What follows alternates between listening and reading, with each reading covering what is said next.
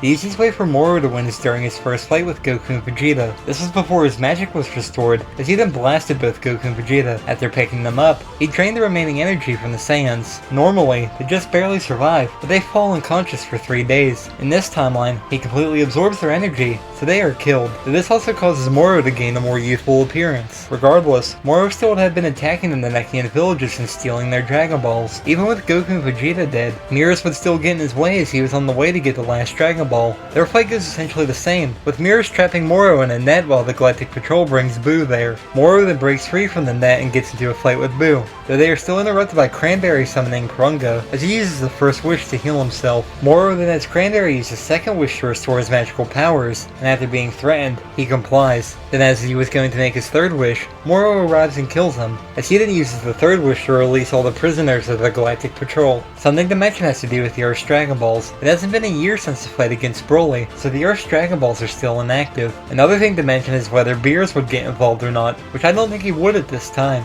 In the manga, he was excited to learn about New Namek's death, since he didn't have to lift a finger to do his job, as someone else always arrives in Universe 7 to do it for him. So, from there, things generally go the same, but since Goku and Vegeta are dead, the Grand Supreme Kai uses Boo's body and ends up attacking Moro alone. Though when Beerus intervenes, without Goku and Vegeta there to come up with the plan of sending Moro back to New Namek, Beerus might have to reveal his angel form earlier to fight Moro. Then when he begins to use his full power, he would disappear right before he could finish off Moro. At this point, Moro didn't take 73's ability to take the power of others, so Beerus wouldn't be able to exploit the weakness of cracking the orb on his forehead. With Beerus now gone, Moro would finish off the Grand Supreme Kai with a blast. Meanwhile, the Galactic Patrol prisoners would still meet up with Moro, since Goku and Vegeta aren't there to get in his way. Before they leave, he would use his powers to completely drain New Namek of its energy, causing the planet to die. Regardless, they then began to do their usual of going from planet to planet, with the prisoners taking all the valuables they could from the planet. Afterwards, Moro would completely drain the planet of its energy, which causes it to die. Things generally go the same, up until 73 and the others were fighting on Earth.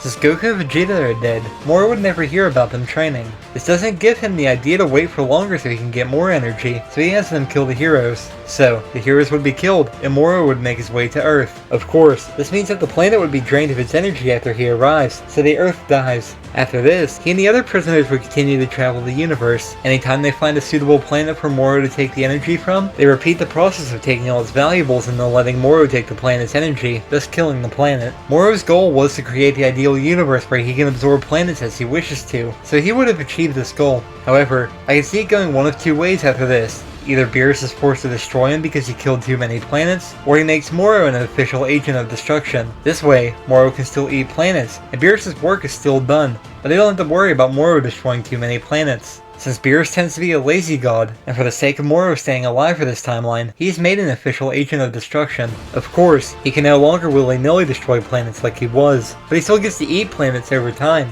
Though if he ever goes against Beerus, it's hard to say if he would win, but it likely doesn't end well for him if he tries to.